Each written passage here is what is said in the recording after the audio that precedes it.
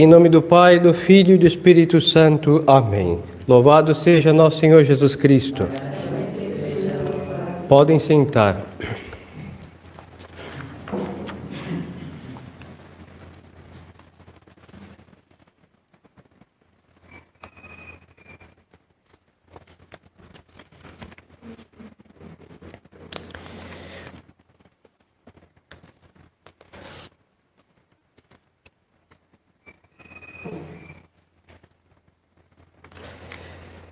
Hoje vamos ver sobre alguns pecados, como estamos na oitava do Espírito Santo. Então vamos ver quais são os pecados contra o Espírito Santo, seguindo o catecismo. Então aqui diz na questão 961, quantos são os pecados contra o Espírito Santo? Aí o catecismo vai dizer assim, são 6, não são 5 e nem mais do que 6 pecados. A saber, desesperar da salvação, presunção de se salvar sem merecimentos, combater a verdade conhecida, ter inveja da graça que Deus dá a outros, obstinar-se no pecado e morrer na impenitência final. Estes são os pecados contra o Divino Espírito Santo. Então vamos ver um pouco sobre estes pecados. Por que se chamam esses pecados particularmente contra o Espírito Santo? Chamam-se estes pecados particularmente contra o Espírito Santo porque se cometem por pura malícia. Aqui eu me detenho porque um pecado, qualquer um, venial, mortal, qualquer ofensa feita à lei de Deus, é uma ofensa voluntária feita à lei de Deus. Mas esta ofensa voluntária pode ter sido feita por fragilidade. Os outros pecados têm esta outra conotação. Não quer dizer porque foi por fragilidade que não tenha sido um pecado. Obviamente foi um pecado. Ofendeu a Deus porque teve um deslize, foi uma ofensa a Deus. Mas nestes 6 pecados aqui, a fragilidade não entra em questão. É somente a malícia. Por isso, eles têm uma gravidade que supera aos demais pecados. Então chama-se pecados contra o Espírito Santo, porque se cometem por pura malícia, o que é contrário à bondade que se atribui ao Espírito Santo. Então é verdade que nos outros pecados também tem malícia. Tem, mas não é por pura malícia. Nos pecados mortais e veniais que os outros de outros níveis, de outras classes, se mistura um pouco da malícia, da fragilidade, da fraqueza da alma, mas não deixam de ser pecados, mas estão mais misturados com coisas mais confusas. Agora, nessas 6 classes de pecado, é a malícia do homem em sua plenitude que se opõe à bondade do Divino Espírito Santo. E aqui não quer dizer que Deus não perdoe porque Deus não pode perdoar. Nosso Senhor disse que todo pecado seria perdoado, salvo aqueles contra o Espírito Santo. Mas agora vamos prestar atenção. Por que os pecados contra o Espírito Santo não podem ser perdoados? Porque o homem está em tal malícia que ele não quer abrir-se ao arrependimento, porque ele não enxerga a bondade que é própria do Divino Espírito Santo. Toda vez que nós nos arrependemos, é uma graça de Deus. E esta graça de Deus, como todas as outras, são do Divino Espírito Santo, porque são em ordem à nossa santificação. Agora, quando é a nossa malícia que está movendo a nossa alma e se rebelando contra Deus, e a nossa malícia imperando em nossos atos, o Espírito Santo está dando suas graças? Sim, mas só que a alma está cega e fechada para que essas graças não entrem, e por isso esses pecados não têm perdão. Por quê? Porque nós não deixamos os elementos que vêm do céu entrar em nossa alma e aí causar o arrependimento. Porque sem arrependimento não tem perdão de nenhum pecado. Então vamos aqui ver, primeiro pecado, desesperar da própria salvação. O desespero da própria salvação, esses pecados, só um parênteses, são pecados muito modernos, hein? Os 6. Mas vamos aqui vê-los então, fechando esse parênteses. O que é desesperar-se da própria salvação? É olhar para a própria alma e ver o que nós somos.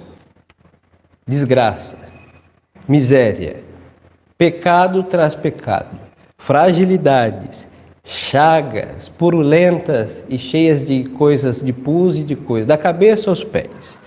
Aí vemos o jugo de Nosso Senhor, da sua religião verdadeira, e pior, nós olhamos para o céu e vemos que tem gente lá em cima que fez tudo que nós fizemos, e nós olhamos as nossas poucas obras e nós vemos que diante de Deus é pouco ou muito pouco ou nada. E qual é a consequência de todos esses elementos? Para uma alma que está fechada à bondade de Deus, desespero. Eu não vou para o céu. Esta é a afirmação da alma que se desespera. Por quê? Porque o céu é muito difícil de chegar lá. E eu sou muito infeliz, pecador, então eu não vou conseguir chegar ao céu. Aí as pessoas o que fazem? Elas fazem uma religião light, que um Deus pura misericórdia, que me ama muitíssimo e que vai me entender, e eu tenho tudo para ir para o inferno. Aí entra no céu por uma porta que não existe, pela boca do leão, quer entrar no reino dos céus. Aí, morre e se condenam. Ou pesam com os pesos que existem realmente na nossa religião e vê que os seus ombros realmente são frágeis e diz, não, isso daqui não é para mim. E outros vão deixar falar, não, isso daí é para um homem medieval, eu não sou, acabou. A religião católica não é para o homem atual, diriam. E se desesperam.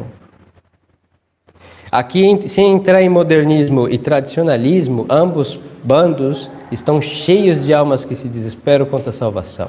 Ambos, hein? E o que acontece? Esta alma tem muitas razões para... Eu não vou me deter nos detalhes, mas por que esse desespero? Porque normalmente conta com as próprias forças para entrar no reino dos céus. E com estas forças, por mais que sejamos fortes, Sansões ou Golias, não se entra ao céu com forças humanas, mas se entra no céu com as forças de Deus. E as forças de Deus vêm de onde? Do Divino Espírito Santo, que é o amor de Deus. E é justo a Ele, quem pensa assim, está se fechando a esta força de Deus, que é o Divino Espírito Santo. Aí esse desespero fala, ponto, eu não fui feito para o céu, que é outra blasfêmia, que é uma grave consideração, hein? Deus criou todas as almas para irem para o céu. Se elas não vão, é porque elas não querem. E aí, por que alguém foi criado para o inferno? Não. Nós não fomos criados para o inferno. E Nosso Senhor vai dizer, quando Ele for reprovar as almas condenadas, não? Ide, malditos, ao fogo eterno preparado para o demônio e os seus anjos. Ele não diz que foi preparado para nós. O inferno foi feito para Satanás e os seus que o seguiram, que tiveram essa infelicidade. Mas não disse que foi feito para os homens, hein? Os homens que estão no inferno estão na casa dos outros e vai ser maltratado para sempre na casa alheia. É outro suplício do inferno. Então, a alma que se desespera da própria salvação. Aqui não importa olhar os próprios pecados e falar que eles não têm remédio. Não é isso. Por quê? Porque todo pecado tem remédio do sangue redentor de nosso Senhor Jesus Cristo. Aqui não é se tropeçar diante dos 10 mandamentos, porque lá em cima estão todos que ali estão, que lá estão, é porque observaram os 10 mandamentos. Todos. Aqui não é uma questão de falar, não tenho missa. Tem tanta gente lá em cima que ficaram sem missa por muitos anos e talvez uns nem assistiram porque conheceram Nosso Senhor, foram batizados por alguém, veio uma perseguição e os matou, que são os mártires, e ficaram com aquele lá, eu vou conhecer os santos mistérios, que era a missa assim chamada no princípio, e foram conhecer diretamente lá do paraíso, olhando em Deus para a terra, e viram a missa que eles não viram em vida. Estão lá em cima. Então o homem não tem desculpa para se desesperar, porque todas as desculpas dos seus desesperos o incrimina. São culpas, não são desculpas. E este pecado é o primeiro contra o Espírito Santo, e este é o pecado tão comum. Nós vemos pessoas tão desesperadas, hein? E às vezes estão com um terço na mão, escapulário no pescoço, se confessaram há pouco tempo, comungam com alguma regularidade, e estão cheias de desespero como almas que estão com o pé no inferno, mas não estão muitas vezes. É verdade que isso pode agregar muitos problemas psicológicos, verdade, mas se entrar nesta parte que não me toca neste momento, são problemas da alma e são graves. Segundo pecado é o todo contrário do primeiro, é a presunção de se salvar sem merecimentos. Ou seja, o primeiro se desespera porque sabe que não fez nada. E tampouco quer fazer, hein? É ficar choramingando nas portas do reino dos céus e nas portas do inferno também. É isso daí. Em vez de obrar, de trabalhar, de rezar, trabalhar para a sua salvação, fica nessas coisas. Não. Se Deus nos chamou pelo santo batismo a fazer parte do seu redil, Ele nos dará graças para sermos ovelhas sadias, seja com missas ou com poucas, mas em todo caso sempre com a sua graça, com a observância dos seus mandamentos, com a vida de oração, e ovelhas assim chegam ao reino dos céus, como todas as que ali estão chegaram. Agora o segundo, presunção de se salvar sem merecimentos. São aqueles que fazem pouco ou quase nada também, ou fazem muito, mas fazem sem a graça de Deus e esperam que Deus vai se encantar de suas obras magníficas por falarem muito de Deus e viverem pouco as palavras de Deus, nosso Senhor, que se salvarão. Aí são aqueles que têm, pelo menos, a disposição daqueles que nós ouvimos assim, Deus é tão bom. Não, isso daí Ele é infinitamente bom, não discutamos. Deus me ama muito, sem lugar a dúvida, porque ninguém que nós amamos morrerá na cruz por nós, ninguém, e Ele morreu. Ele ama mais que a sua mãe, que seu esposo, que seus filhos, seguramente, porque nenhum deles morreria crucificados, por mais que tenham declarações de amor por nós, ninguém faria isso. E Ele fez, e o que? Ele enviou seu Filho único para morrer por nós, e essa prova de amor maior não existe mesmo. Então não duvidemos do amor de Deus. Mas este Deus, Ele mandou fazer boas obras, assim que ninguém vai à presença de Deus no reino dos céus entrar triunfante com as mãos vazias, porque sem merecimento não se entra no reino dos céus. E quais são esses merecimentos? São as boas obras da nossa religião, são as virtudes que também estão na balança, serão postas nas balanças de Deus, hein? Deus não vai pesar só os rosários que rezamos, Ele vai pesar as virtudes que nós praticamos, ou as que não praticamos também, e os rosários que não rezamos também, duas balanças, das obras feitas e das obras não feitas. E aí vamos ver que se as obras não feitas pesaram mais do que as feitas, é porque o desmerecimento é maior do que o merecimento.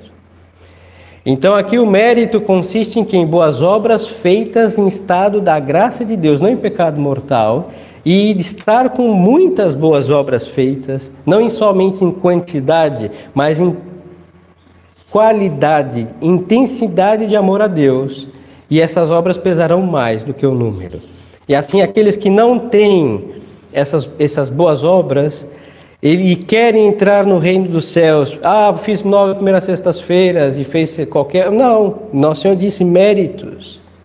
É verdade que quem faz as 9 primeiras sextas-feiras tem as graças para trabalhar muito para a sua salvação, mas a gente não pode se escorar de trás de uma luz e causar uma sombra e esperar que seremos salvos pela sombra que causamos. O Sagrado Coração de Jesus não prometeu canonizar as mazelas de ninguém com 9 primeiras sextas-feiras, hein? E o Coração Imaculado de Maria muito menos prometeu só os 5 primeiros sábados entrar no reino dos céus. Não foi isso que ela prometeu. Aí se entrega ao pecado, à lascívia, Há várias mazelas e, eu fiz a primeira sexta e sábado, eu estou no reino dos céus. Não é isso. Deus, nosso Senhor, não prometeu colocar almas frívolas no reino dos céus. Quem fez bem essa devoção não pensa desse jeito.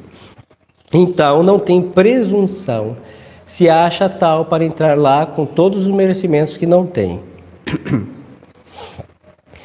O terceiro pecado contra o Divino Espírito Santo é combater a verdade conhecida. E este pecado também é muito comum entre os católicos. Que consiste? A verdade conhecida que Nosso Senhor está dizendo, em primeiro lugar, é a verdade da religião católica. E quando nós que sabemos pelo catecismo que a nossa igreja é a verdadeira igreja, e nós queremos anular este fato porque é única e verdadeira para aceitar todas as demais, nós estamos combatendo a verdade conhecida. Porque Deus disse que havia um só rebanho, um só pastor, e o seu redil é a Igreja Católica. Agora, por exemplo, quando nós aceitamos outras religiões, porque Deus se manifesta em todas elas, nós estamos combatendo o quê? O obrar de nosso Senhor Jesus Cristo, que veio para ensinar a verdade e fazer que todos se submetessem à verdade. Mas é verdade o que ele disse? Sim, mas, porém, aí dissolve com muitos argumentos ecumênicos a verdade conhecida e, de certo modo, combatida. E assim o católico vai fazer tantas coisas, o inferno, não, isso é muito cruel, quem faria um lugar de fogo e crueldade para castigar os pobres e frágeis mortais junto com o demônio? E aí vão o quê? Ele existe, sim, possível. Aí vai fazer o quê? Na prática ele não vai existir. E se ele existir, ele está vazio, só tem fogo lá para iluminar não sei o quê. E estamos afirmando coisas o quê? Contrárias à religião e sabendo que são verdades porque elas estão no Evangelho e nós cremos no Evangelho de Nosso Senhor, mas as consequências são tais que o que nós fazemos? Nós combatemos, na prática é um combate contra as verdades que Nosso Senhor revelou. E isso é um pecado contra o Divino Espírito Santo. Porque é o Espírito da verdade. E muitas vezes, para os outros se sentirem bens e não terem constrangimento, nós falamos, não sei, que a igreja peca, que a igreja erra, que os papas erraram, que a nossa religião tem um monte de erro. E por que essas afirmações quando a verdade católica não erra? Quando a mestra da verdade não ensina mazelas. Mas é para que as outras religiões também, como eles erram, eles vejam, vocês erram muito, nós erramos alguma vez assim que em algo nos aproximamos. E isso é um combate contra a verdade conhecida? Claro que é um combate. Porque sabem que é verdade, mas tem que diluir a verdade com erros para aceitar erros como verdade. E este é um grave pecado muito comum, principalmente em supostas autoridades eclesiásticas, hein? Mas o comum dos mortais também tem. Nós sabemos que isso daqui se ouve em qualquer fila que pegarmos aí na rua, fila de banco, de um caixa, vamos ouvir muitas dessas coisas contra a verdade conhecida. Agora, eu não vou lhes dizer que combater outras verdades, como verdades históricas, verdades no nível natural ou humano, seja virtuoso. Mas aqui se refere principalmente às verdades reveladas por Nosso Senhor da nossa religião. Mas uma pessoa que ama Deus não combate verdade nenhuma. E uma pessoa que ama Deus não quer ser enganado em nada. Por isso é muito próprio que quando a luz da verdade, do Evangelho, do magistério da igreja ilumina uma coisa e nós vemos o quê? Que isso daqui está inaceitável, quem ama Deus deixa o inaceitável para abraçar a luz límpida que vem lá do alto pelo farol que é a Santa Igreja na terra, católica, apostólica, romana. Caso contrário, combater a verdade conhecida. Quarto pecado, ter inveja das graças que Deus dá a outros. Então vamos aqui, a primeira alma tinha desespero da própria salvação.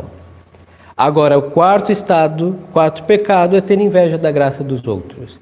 Muitas vezes isso daqui se vê, inclusive em pessoas que têm inveja dos santos. E fala assim, eu queria tanto ter nascido lá estado, não sei, com Santa Teresinha. Aí Deus lhe dá uma tuberculose, lhe permite, não ia cuspir sangue feliz da vida, hein?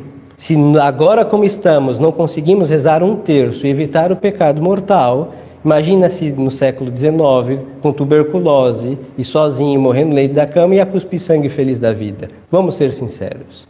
Ah, eu queria tanto ter nascido nos 3 primeiros séculos da igreja e ver Diocleciano me queimar numa fogueira enorme iluminando as noites de Roma e ser a luz como Cristo é a luz, muito lindo. Não, a realidade é o seguinte: se nós não deixamos que a carga de Deus, do jugo de Deus, nos consuma cada dia num sacrifício de um incenso que queima agradável aos seus olhos, aos céus, como vamos numa perseguição professar a nossa fé? Nós seríamos apóstatas. E com a tuberculose, se estivéssemos no Carmelo, eu ia pedir o quê? Dispensa para sair e, sei lá, buscar o melhor dos tratamentos e deixar a prática religiosa. Por quê? Porque foi por causa daquelas condições tão penitenciais que pode ter ficado doente. Assim que explicariam o homem moderno vivendo o que aconteceu no passado. E às vezes invejam, ou seja, o que é inveja? É ter tristeza dos bens alheios, isso é inveja. Agora, se eu tenho tristeza dos bens espirituais que Deus deu para outro, eu tenho inveja da graça que o Espírito Santo deu para outros, isso é pecado contra o Divino Espírito Santo. E qual a gravidade disso? Porque Deus nos dá tantas graças, e talvez nos deu muito mais do que para os outros, e nós jogamos todas no lixo. E quando o outro pegou qualquer uma das muitíssimas graças que Deus também lhes deu, ele abraçou. Por isso ele está numa altura que nós não estamos. Aí nós invejamos aquele que fez aquilo que nós deveríamos ter feito, e nós não fizemos porque estamos cuidando da vida dos outros, da alma dos outros, e esquecemos da nossa e as graças passaram e nós não vimos. Aí olhamos para o santo, olha só, e Deus não faz mais esses, faz. A graça de Deus hoje é dada para fazer santos da mesma talha e da mesma beleza. Mas por que Deus não acaba esculpindo em nós essa santidade? Porque nós não queremos, não deixamos. Aí olhamos para os santos, invejamos. Olhamos para nós, nos desesperamos. E mesmo assim outros querem entrar no reino do céu sem nada, feio pelo pecado que reina nas suas almas. Então essa inveja da graça fraterna, que Deus, da inveja da graça que Deus dá a outros, pecado contra o Espírito Santo. E o quinto, penúltimo pecado dos 6, é o obstinar-se no pecado. Este daqui também vem um pouco em relação um com o outro, hein? O que se obstina no pecado é aquele que diz: eu não tenho jeito, eu nasci assim e eu vou morrer assim, como dizia a música tal. Não tem jeito, eu nasci assim e vou morrer assim. Então eu nasci pecado original e vou morrer com todas as consequências deste pecado reinando minha alma e pronto. Deus vai ou me aceita assim ou não me aceita. Vocês ou vão ter que me engolir ou não vão ter que me engolir, não tem outra. É assim e já está. Isso daqui é um pecado grave também contra o Divino Espírito Santo, porque este é deixar-se inteiramente ao reino do espírito das trevas. O reino do demônio é o reino do pecado. É verdade que todos esses pecados é próprio do espírito das trevas, mas este tem uma conotação muito especial. E o sexto, que é morrer na impenitência final, ou seja, levar uma vida desregrada e no momento do passo do tempo para a eternidade se encontrar em estado de impenitência, ou seja, sem arrependimento. Aí a morte, por exemplo, repentina, o agarra em estado deplorável do jeito que o diabo esperava e ele morre e o diabo engole ele para sempre. Isso que é morrer na impenitência final. Assim que, queridas almas, diante desse terror, hein? Isso daqui são coisas que podem acontecer com qualquer um a qualquer momento. Tá? Lembremos que dizia São Paulo: aquele que estiver em pé, cuide-se de não cair. Então não é dizer: eu tenho 5 primeiros sábados e todas as devoções, eu não tenho inveja da graça de ninguém. Não é nada disso. Se não tem, um dia pode ter. Então é andar movido pelo Espírito Santo de Deus, pela vida de oração, pela vida de penitência, pela vida de temor de Deus e ilustrar sempre as nossas mentes com a verdade do nosso catecismo, da nossa religião, com a vida dos santos, é muito importante, e com a oração acompanhada desses exemplos, que fará que com a graça de Deus se dissipe a sutil tentação de cair numa dessas 6 ciladas, e assim a alma andará no temor, na confiança, no amor de Deus em definitiva, e não pecará contra o Espírito Santo, que é o amor de Deus Pai e Deus Filho. Então peçamos a Nossa Senhora que ela é o auxílio dos cristãos e o refúgio dos pecadores, que nos conceda a graça de sempre andarmos aí, adestrados por seus ensinamentos, guiados por suas luzes, mantidos aí pelo seu leite espiritual que vem das suas graças maternais para conosco, e assim a alma não vai se desesperar, jamais, não vai ter a presunção de entrar no céu sem ter feito nada, não vai combater a verdade conhecida nunca, aquela mãe da verdade, não vai ter inveja de ninguém, e muito menos das graças fraternas, tampouco vai ficar obstinado no pecado, porque quem está próximo de Nossa Senhora se afasta do pecado, e tampouco morre impenitente, porque uma das grandes graças da devoção à Nossa Senhora é que ela nos prepare para uma boa morte. Mas como? Dando-nos uma boa vida, no sentido do temor de Deus, da prática da religião, e aí quem vive bem para Deus morre no agrado de Deus, nosso Senhor. Louvado seja nosso Senhor Jesus Cristo. Em nome do Pai, do Filho e do Espírito Santo. Amém.